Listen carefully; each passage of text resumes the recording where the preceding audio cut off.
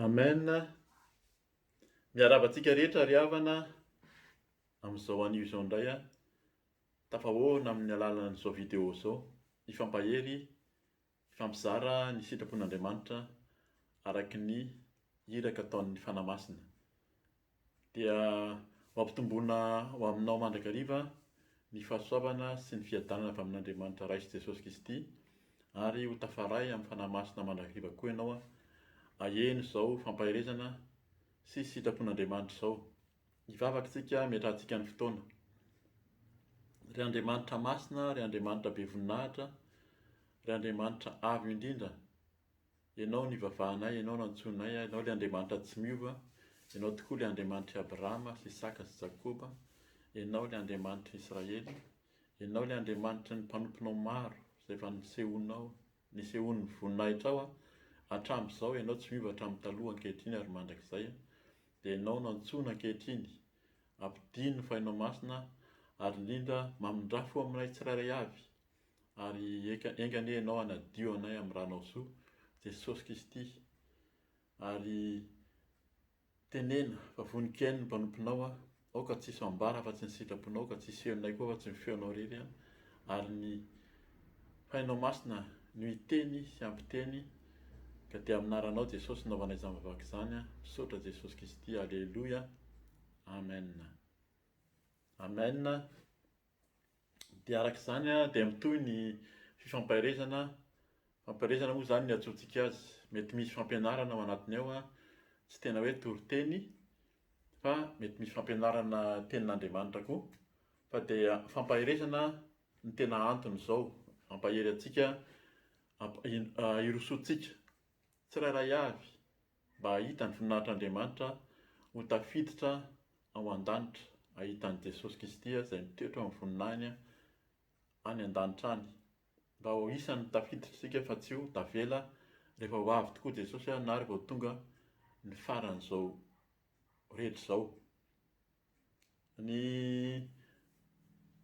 meko sady angamba ny lohateny ahafahantsika maharitra tsara amin'ny vakiteny, misy vakiteny maromaro vakiana, fa ny lohateny izay hovoizintsika mandritra izao fampaherezana izao dia hoe: manadio anao Andriamanitra, manadio anao ny Tompo alohany hitoerany eo aminao.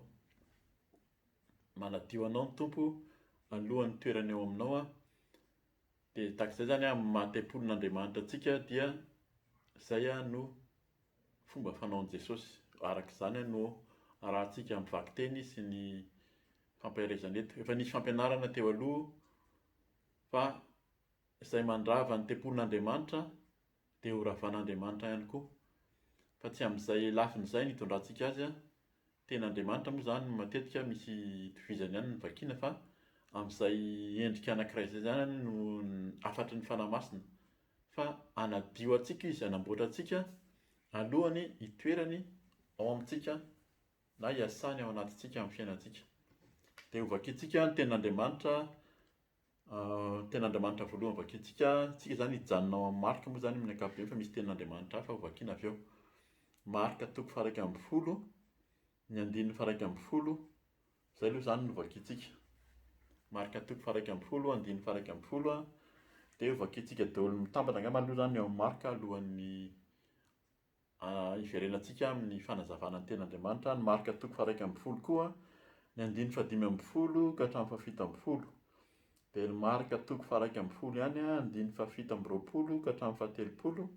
Ny Marika 2:12, 15 ka hatramin'ny 17, ary ny Marika 3:13, ny 12 vakiana aminaran'i Jesosy tompoko. Marika 1:1 zany, 1:1. Ary Jesosy niditra tany Jerosalema ka nakeo an-kianjan'ny tempoly, ary rehefa nijerijery ny zavatra rehetra izy, sady efa hariva ny andro tamin'izay, dia niala izy mba amin'ny 12 lahy ka nakany Betania. Ny 15 ka hatramin'ny 17 indray zany vakiantsika amin'io ihany.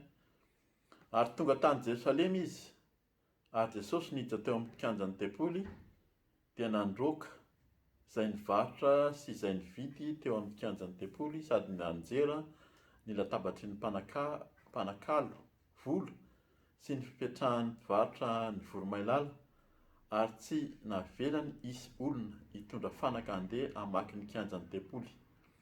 Dia nampianatra izy ka nanao taminy hoe tsy voasoratra hoe va ny tranoko atao hoe trano fivavahana ho an'ny firenena rehetra, fa ianareo kosa efa nanao azy ho zohy fieren'ny jiolahy. Ny 720 ihany ary tonga tao tany Jerosalema indray izy, ary raha nitsangatsangana teo an-kianjan'ny Depoly Jesosy, dia nanantona azy ny lohan'ny mpisorona sy ny mpanoran-dalàna ary ny loholona, ka nanao taminy hoe fahefana manao ahoana no anaovanao izao zavatra izao, ary iza no nanome anao izany fahefana izany anaovanao izao zavatra izao. Jesosy nanao taminy hoe anontany ianareo zavatra iray kosa aho, kavalio aho, ary dia holazaiko aminareo izay fahefana anaovako izao zavatra izao. Ny batisan'i Jaona avy tany an-danitra va sa avy tamin'ny olona? Valio aho.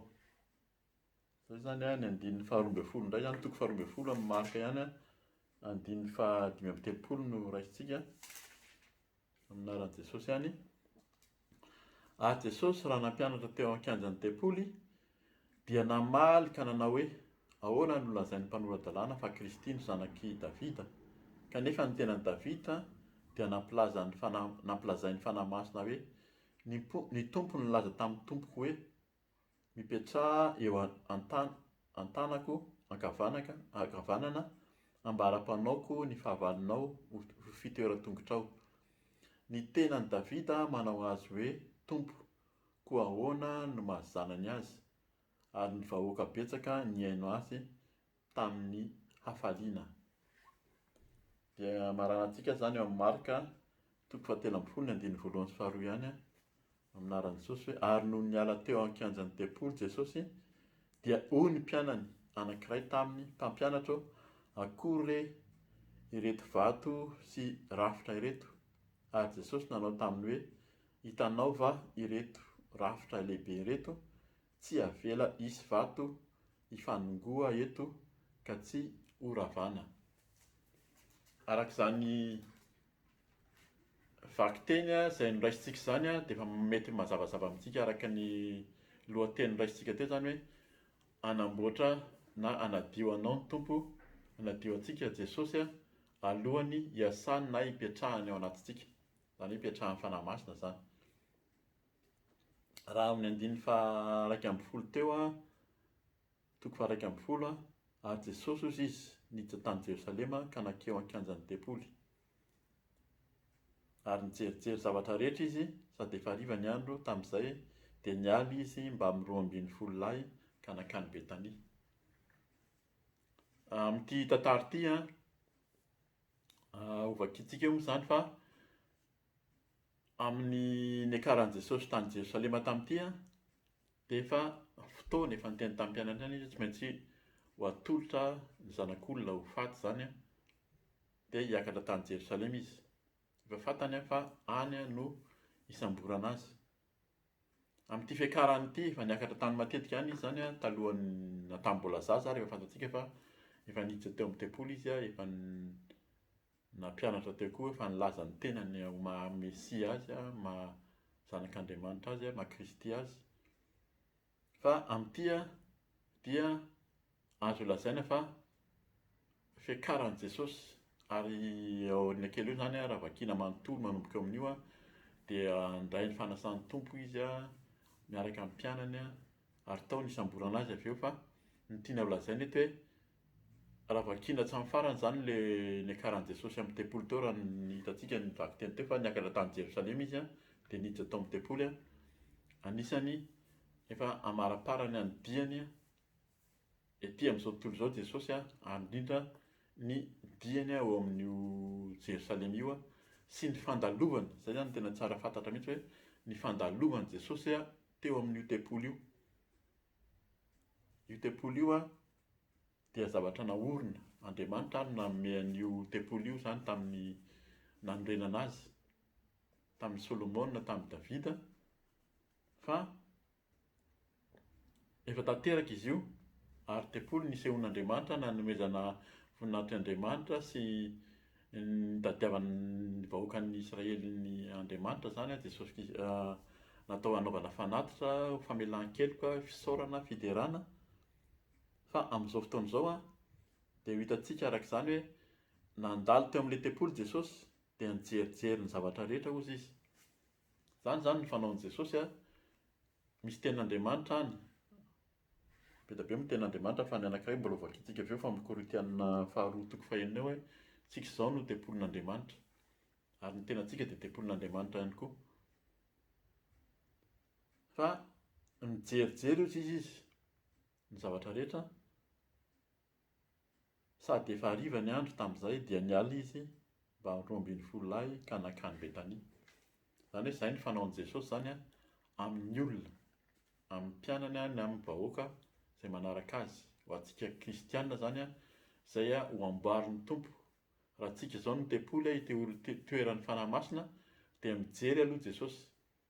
Hoe tahaka ny ahoana tokoa moa zany tsika, tahaka ny ahoana ny fiainantsika, tahaka ny ahoana ny mombamombantsika, fa nandalo izy a dia nijerijery teo izy a dia lasa izy. Tsy nijanona teo izy fa lasa izy aloha nivoaka indray a. Tsy teo Jerosalema izy fa nivoaka ny tanàna mihitsy zany, niverina nakany Betania, tanàna kely tsy lavitra ny Jerosalema io. Zay ny fanaon'i Jesosy, na zay ny fanaon'ny fanahy masina. Raha miantso tsika na mitady an'Andriamanitra, mitady an'i Jesosy Kristy eo amin'ny fiainantsika, amin'ny maha-tempolony antsika, Jesosy mety hamaly antsika eo ny eo, hamaly vavaka amin'ny fombany. Fa raha tena te hitoetra mihitsy izy dia ho hitantsika eo a tahaka ny ahoana ny hanamboarany sy hanadiovany antsika. Nandiny faha 15 amin'ny anaran'i Jesosy ary tonga tany Jerosalema izy, niverina indray zany izy avy eo a noho ny ampitson'iny. Ary Jesosy niditra tao amin'ny kianjan'ny tempoly. Teto izy a dia niditra amin'izay, tsy nijerijery intsony izy a, fa niditra. Teo izy a nankeo amin'ny kianjan'ny tempoly a dia nijerijery, fa niditra teo amin'ny kianjan'ny tempoly mihitsy izy a. Dia nandroaka hozy izy a izay nivarotra sy izay nividy teo amin'ny kianjan'ny tempoly, sady nanjera ny latabatry ny mpanan-kaly vola sy ny fipetrahan'ny mpivarotra ny voromailala. Zavatra fantatsika tsara zany a, efa ambara amintsika, tsy ampianarina antsika angamba zany ten'Andriamanitra zany maha-kristianina, fa raha mbola tsy nahafantatra an'i Jesosy ianao a dia izay ny fanaon'ny Tompo. Anjera ary hiditra ao amin'ilay kianja izy, ao anatin'ny tenantsika zany. Tenantsika izao ny tena kianja, ny tempoly. Ny fanahintsika ilay toerana masina indrindra izay ionan'ny Tompo amintsika. Fa alohan'ny ionany amintsika dia esoriny ny latabatra, ny mpanan-kaly vola hozy izy a sy ny mpipetrahan'ny mpivarotra ny voromailala. Raha misy endrika tsy araka ny sitrapon'Andriamanitra io zany a dia ho esorin'ny Tompo. Ahoana ny filazany azy? 2:40 ary tsy navela nisy olona nitondra fanaka handeha hamaky ny kianjan'ny tempoly. Fomba fanaon'ny olona io a, na any amin'ny tempoly moa zany atao hoe fiangonana, matetika dia efa tsisy haja intsony hoe fionana amin'Andriamanitra amin'ny hoe tempoly. Io moa zany a efa ampianarina eto foana, fa Jesosy a dia dia efa teny mihitsy fa tsy eo amin'ny tempoly izay natao tanana intsony izy, na Jerosalema izay tempoly tao Jerosalema io ary hoe tena izy mihitsy naniraka nanamboatra anazy a. Hitantsika hoe fa niravana izy io. Maika fa ny tempoly izay niverentsika hoe nahavita endrika tsara sy ara-dalàna amin'ny vitan'ny olombelona ary a, Andriamanitra mandalo teo izy hatramin'izay a. Fa amin'izao izy a tena mitady ho amin'izay olona mitady azy hozy izy a, amin'ny fahamasinana sy amin'ny fahamarinana. Izay a ny tena itoeran'ny Tompo a dia ny tempoly a izay tadiavina. Ary tsy tiany hisy hivezivezy sy andeha zany ao amin'ny tempoly izy moa zany a, fa ny tsika zany ilay tempoly a tsy tian'ny Tompo hisy zavatra hafa, fanahy hafa, indrindra ny fanahy maloto, hivezivezy sy anakorotana ny ao anatintsika. 10 dia nampianatra izy ka nanao taminy hoe tsy voasoratra hoe va ny tranoko atao hoe trano fivavahana ho an'ny firenena rehetra, fa nareo kosa efa nanao azy ho zo fiaran'ny jiolahy. Zay mihitsy zany a ny resaka hoe am'teny mahazatra antsika moa zany am'teny frantsay hoe manao trafika. Lasa fanaovana trafika mihitsy ny ao anatin'ny fiangonanao a, de ao a resa-bola araka ny tenero a, resaka varotra zany no ifamoizanao ny fiangonanao a, ao amin'ny fiaraha-mivavaka ary azagaga tsika fa raha betsaka ny fiaraha-mivavaka na fikambanam-pivavahana misy ady noho ny vola na rava noho ny vola satria lasa fiheren'ny jiolahy na de miezaka mitory misy fahamarinana ao a, misy te hanambara ny sitrapon'Andriamanitra ary mitantana sy mpiara-mivavaka kanefa raha ho ezahana ho fitadiavam-bola, resaka vola, resaka fanaovana fitadiavana voninahitra, fitadiavana harena no atao amin'ny tempoly ao anatin'ny fiangonana, ao anatin'ny fiaraha-mivavaka dia lasa fiheren'ny jiolahy zany. Ary zay mahatonga an'i Jesosy hoe ho ravahany ny esorony aloha ny tao anatiny. Azagaga tsika raha ho ravahany a mety ho rava mihitsy a ny ivelany mihitsy fa ny anatiny aloha de efa ho ravahan'i Jesosy a raha te hiasa ao izy, raha te hijanona ao izy a de ho ravahany reo esorony. Ka azagaga tsika amin'izay endrik'izay a fa na olona io ao amin'ny hoe fiaraha-mivavaka ka esorin'ny tompo raha tsy manaja ny fahamasinana sy ny fahamarinana de esorin'i Jesosy zany. Ary ao anatintsika tsiraray avy izay tempolin'Andriamanitra, azagaga tsika raha ho ambaron'ny tompontsika dioviny esoriny tsiraray ao anatintsika ao a zay tsy araka ny sitrapony amin'ny fomba fitafiana, fitafy, amin'ny fiteny, amin'ny fanao moa zany de efa tsy esorin'ny tompo. Betsaka ny fijoroana vavolombelona zay tenenan'ny tompo hoe tsy araka ny sitrapoko ty a, tsy hitoetra ao aminao izy, tsy hitoetra ao aminao a, tsy hitoetra ao amintsika ny fanahy masina raha indrindra moa rehefa miteny izy, miteny amintsika ny fanahy masina nefa tsika tsy mihaino de tsy hitoetra eo izy a, fa zay nataony voalohany aloha manadio a sy manala zay tsy hanazy rehetra ao amin'io tempoly io mba tsy jiolahy ny hijanona ao zany. Ary tokony hifaly tsika fa Jesosy mihitsy no manadio antsika amin'ny fanahy masina, amin'ny rany. Rahan'i Jesosy a no manadio tanteraka amin'izao fotoana izao narotsany teo amin'ny hazofijaliana ny rany a, hanadio antsika ilay tempoliny a de tokony hifaly tsika. Hitantsika eo moa zany ny valitenany koa satria faly mihitsy ny olona rehefa Jesosy no mitoetra sy mampianatra amin'ilay tempoly. Andininy fito amby roapolo zany no raisintsika indray zany zao a, tohizantsika ihany ny tenin'Andriamanitra anaran'i Jesosy ary tonga tany Jerosalema indray izy. Ndraisantsika eto zany a le Jerosalema ito a sady mifandray amin'ilay tempoly, tsy mijanona eo izy a fa miverimberina matetika. Ary raha nitsangatsangana teo an-kianjan'ny tempoly Jesosy, miverina mijery eo amin'io kianja io izy a, ao amin'ny tempolinao, miverimberina eo amin'ny tempolintsika zany a, dia nanantona azy ny loham-pisorona sy ny mpanoran-dalàna ary ny olona ka nanao taminy hoe fahefana manao ahoana no anaovanao izao zavatra izao. Ary iza no nanome anao izany fahefana izany anaovanao izao zavatra izao. Rehefa manadio Jesosy a, manomboka manadio amintsika, manomboka miovitsika. Ny esoriny Jesosy Kristy a, ny esoriny izay tsy hanazy rehetra atao aminao ao anatin'ny tempoliny, ny fonao maloto, ny sain-dratsy, ny fomba fanao rehetra de manomboka manontany ny olona. Ary ny olona manontany a de le olona mpitondra fivavahana mihitsy ary ny loham-pisorona izay manodidina anao fa nahitanao niova, nahitanao ny tsara, ny mendrika, tsy nandainga, tsy niteny ratsy intsony a, tsy nifoka sigara intsony na tsy nisorotoka intsony a, de manomboka miteny indray le olona hoe fa ahoana indray ty mahazo anao ty, fa secte inona no arahanao.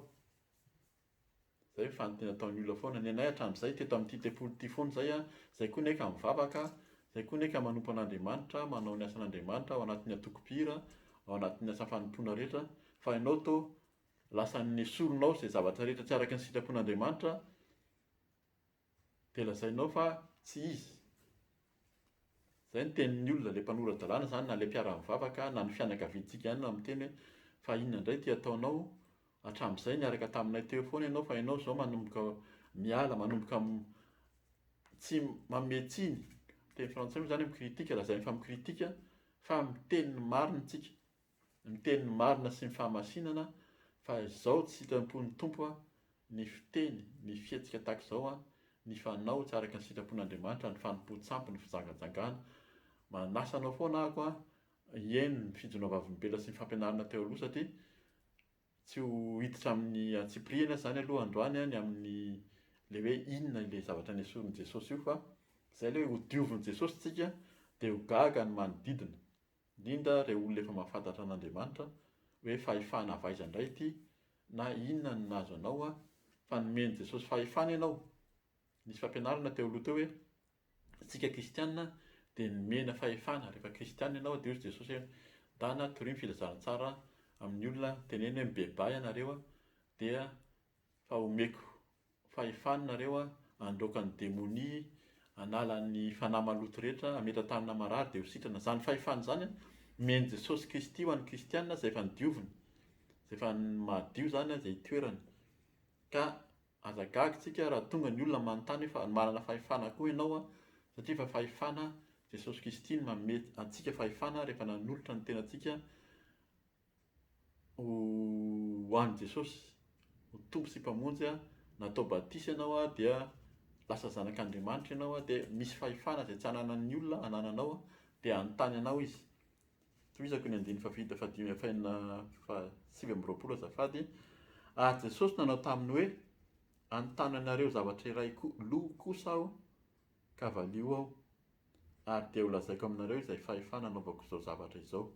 Ny batisan'i Jaona avy tany an-danitra va sa avy tamin'ny olona? Valio aho. Ary tsika tohizana ny vaky teny eo ambany eo fa ajanontsika eo ny amin'ity fa miditra kely fotsiny zany hanao aty fonosana hoe maninona no ny batisan'i Jaona no namalin'ny Jesosy ny fanontanian'ny mpisorona be zany sy ny mpanorandalàna. Maninona ny batisan'i Jaona? Midika zany fa io batisa nataon'i Jaona io dia avy any an-danitra eo avy amin'Andriamanitra, ary io batisa io dia tsy batisa ary Jesosy ary natao batisa. Ary Jesosy miteny rehefa mibebaka ny olona vao atao batisa, fa tsy atao batisa ny zaza izay tsy mahafantatra inona. Ny batisa dia ianao rehefa mibebaka niala tamin'ny fahotana sy ny faharatsiana dia atao batisa ianao dia diovina miditra ao anaty rano be ianao dia mivoaka avao ianao olom-baovao.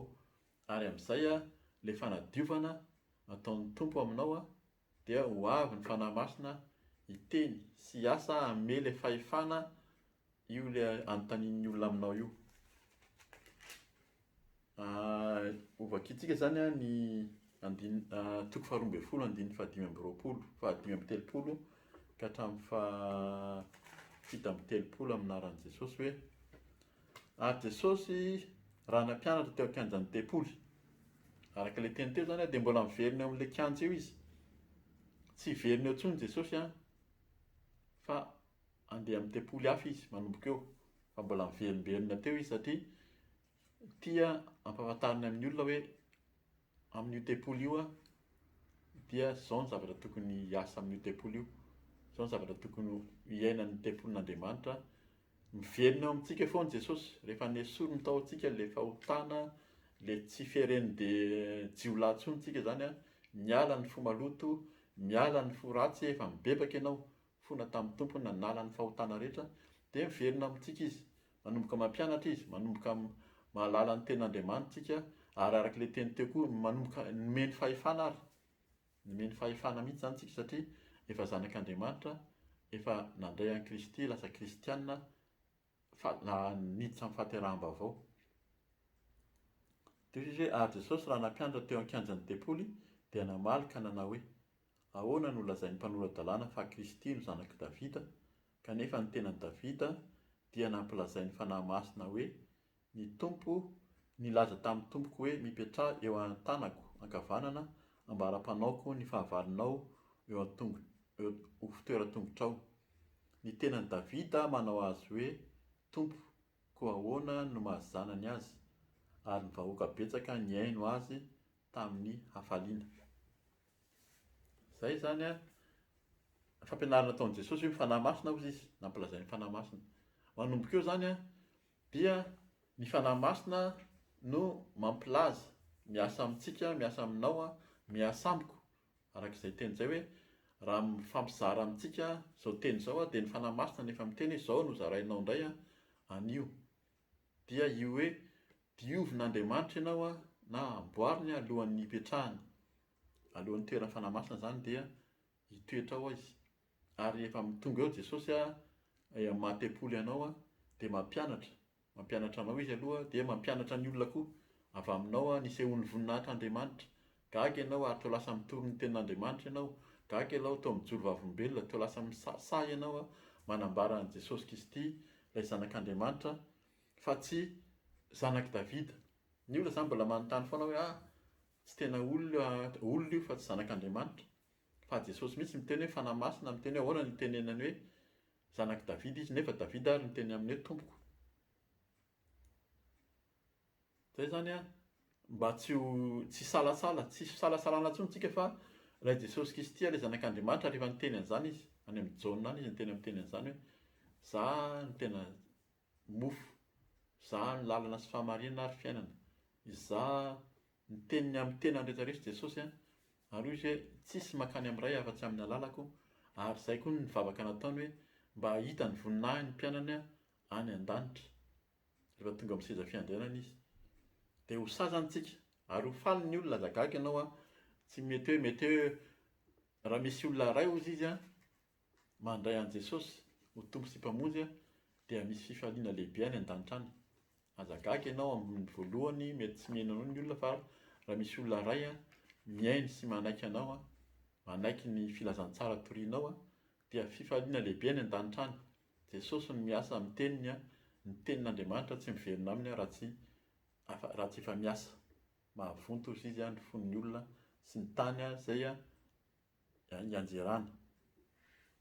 Toizantsika ao amin'ny toko fahatelo ambin'ny folo zany efa maharaparana ny tenin'Andriamanitra ihany tsika amin'izay hoe amboarin'Andriamanitra tsika alohan'ny hitoerany ao amintsika. Kanefa koa efa niresahana teo hoe azagaga ianao fa rehefa tsy mety amboarina dia hiala aminao indray Jesosy na ho ravany mihitsy ianao na ho ravany ilay tempolo zany Zay no vakiantsika eto amin'ny toko fahatelo ambin'ny folo eto any andiny voalohany sy faharoa amin'ny anaran'i Jesosy hoe ary noho ny niala teo amin'ny kianjan'ny tempolo Jesosy dia hoy ny mpianany anankiray taminy. Eto moa zany efa niteneniko teo hoe niditra teo amin'ny kianjan'ny tempolo foana Jesosy fa niala izy avy eo ary noho ny niala teto izy tamin'ity izy niala tamin'ity dia tsy niverina teo intsony izy ary tempolo io rehefa nialan'i Jesosy dia fantatsika fa rava fitopolo taona teo aoriana na dia efa nisimbana ary tamin'ny andron'ny Esdras dia namboarin'ny Herôda koa io mba ho tsara mba hakan'ny fon'ny Jiosy sy ny zanak'Israely fa Jesosy niteny hoe ho ravana io. Ny miaramila Rômanina no nandrava azy tanteraka tamin'ny taona fafitopolo. Dia izay mihitsy no tenin' Jesosy eto hoe ary noho niala teo amin'ny kianjan'ny tempolo Jesosy dia hoy ny mpianany ny anankiray taminy mpampianatro akory hoe ireto vato sy rafitra ireto. Ary Jesosy nanao taminy hoe hitanao va ireto rafitra lehibe ireto? Tsy avela hisy vato hifanongoa eto ka tsy ho ravana. Zay zany Jesosy miteny an'izany ary fantatsika tsara fa rava io fitopolo taona teo aoriana araka nazavaiko teo fa ny miaramila Rômanina na dia vao vita ary vao vita namboarin'ny Herôdy izy io dia navita tsara tarehy indray fa tsy ela taorian'izany dia niravan'ny Rômanina dia hatramin'izao zany mbola tsy tafatsangana io tempoly ao Jerosalema io. Ka zay Jesosy niala tao engany mba tsy ho tsika araka ilay fampianarana teo aloha mba tsy ho isan'ny ravana rehefa nijerijery anao ny tompo rehefa namboatra ny tao anatinao izy nefa ianao mbola niverina indray tsy nanaiky ianao fa nataonao fieren'ny jiolahy ny tenanao ny ao ny alahelo ny ao ny lolopo ao ny fahazarany ratsy fomba ratsy rehetra dia azagaga isika fa ho ravahan'ny tompo. Ary izao ilay fotoana efa ambara amintsika mandrakariva fa amin'izao fotoana izao ho avy Jesosy efa manomboka mandrava ny tempolo izay iverin'ny olona fa hitoeran'ny vita tanana hitoeran'Andriamanitra fa tsika izao ny tempolo, tsika izao no tokony hiomana, tsika tsirairay avy io tempolon'Andriamanitra tokony hiomana hiaona amin'ny Jesosy any amin'ny voninahiny mba tsy hisany, mba tsy takan'ireo le vehivavy adala 5, virginy 5 fa le endry ka hitahiry ny solika hahita ny voninahitran'Andriamanitra, hahiditra ao amin'ny fampakarana. Vakiako ihany ny ao amin'ny Korintiana faharoa toko fahaenina zany ny 2:40, ny amin'ny tempolin'Andriamanitra na amezantsika kely ihany koa ny zavatra andresantsika teo aloha teo, toko 2:40 amin'ny anaran'i Jesosy hoe: ary inona,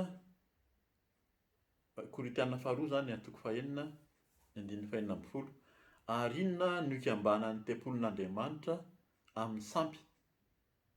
Tsisy ifandraisan'ny tempolin'Andriamanitra amin'ny sampy. Ny sampy zany dia ny harenanao no sampinao, ny voninahitrao no sampinao, ny fahazaran-dratsy ny fanompoan-tsampy moa zany efa tsy tena intsony fanompoan-tsampy hita maso.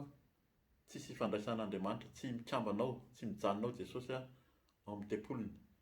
Fa isika no tempolin'Andriamanitra velona araka nataon'Andriamanitra hoe onona eo aminy aho sy handeha eo aminy, ary ho andriamaniny aho ary izy ho oloko. Tsika no tempolin'Andriamanitra velona. Ka izay zany mila mitandrina tsika rehefa natsony Jesosy ho tempoliny dia aza miverina tsony. Hiverina amin'ny lohanao indray sy ny fahotanao, ary raha mbola tsy nandray an'i Jesosy ianao dia izany teny izany no tenin'ny Tompo aminao. Tempolin'Andriamanitra isika ka maneke hidiran'i Jesosy eo aminao hanadio, hanala izay tsy azy rehetra, fa ho ataony olom-baovao sy tena hoe hitoeran'ny fanahy masina isika.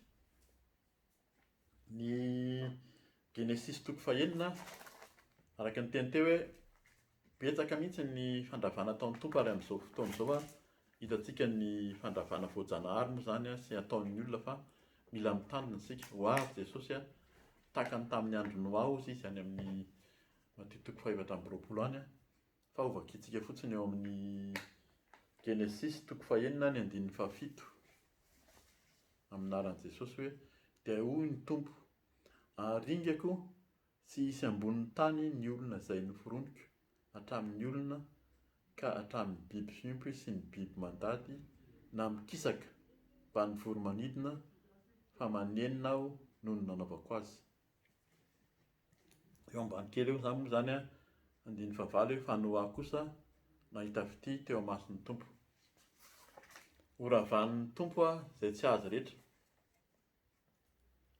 Manana ny fahefany amin'izany Andriamanitra, fa engany mba tahaka ny Noa antsika rehefa nidiovin'Andriamanitra, rehefa nipetrahany nahazo fampianarana, nomeny fahefana hitoeran'ny fanahy masina, dia tahaka ny Noa nandroso ny namerina antsika amin'izao fahavelomantsika izao, noho Noa no hisian'ny fahavelomantsika ankehitriny.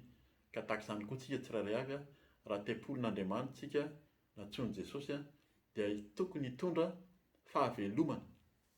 Engany isika tsirairay avy hitondra fahavelomana ho an'ny mpiara-monina, ho amin'ny olona rehetra, na tsy kristianina izy, indrindra ho an'ny kristianina moa zany izay mahalala nefa matetika variana amin'izao fiainana izao ihany koa.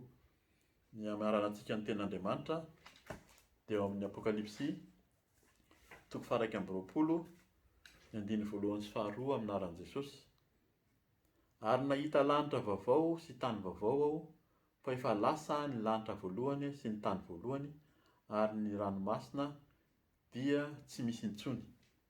Ary nahita aho fa indro ny tanàna masina dia Jerosalema vaovao, nidina avy any an-danitra tamin'Andriamanitra, voahomana tahaka ny ampakarina, efa mihaingo iaona amin'ny vadiny. Mazava izany teny izany Tompoko, ary efa araka ny teny teo efa niravana ilay tempoly teo aloha, fa tsy niverina tao Jerosalema intsony Jesosy, tsy niverina tao amin'ny tempoly intsony hatramin'ny nandravana, hatramin'izy niala teo vakiantsika teo iny, fa rava io tempoly io. Fa io tempoly io dia any an-danitra izay avy amin'Andriamanitra. Io zany no katsahantsika kristianina mba ho anisany hampakarina ho tafakatra amin'izany lanitra vaovao sy tany vaovao zany tsika dia ny tempoly itoeran'ny fanamasin'Andriamanitra, itoeran'Andriamanitra sy ny voninahiny ka dia mampahery antsika tsirairay avy hitandrina. Raha efa manadio anao Jesosy amin'izao fotoana izao dia mandrosoa, aza misalasala fa amboarina tsika. Raha vany masiantsika ihany Jesosy rehefa mandrava ny izay tsy azy rehetra. Manala ny fitiavan-tena, fitiavam-bola, fitiavan-karena, fitiavam-boninahitra esoriny Jesosy zany amintsika tsirairay avy ny alahelo, ny lolo-po, ny fahazaran-dratsy zany rehetrarehetra zany esoriny Jesosy alohan'ny toerany hampianatra eo hitoetra mpianatra izy dia ameny ny fahefana, ameny ny hery isika alohan'ny hiverenany. Ka tsika izao zany dia miandry ny fiverenan'i Jesosy engany mba ho anisany ho ampakariny tsika rehetra. Ka dia misaotra ny tompontsika amin'izany tenin'Andriamanitra zany hampahery antsika tsirairay avy ny voninahitra teo an'Andriamanitra irery ihany. Misaotra tompoko, misaotra Jesosy, misaotra fanahy masina. Alleluia. Amen.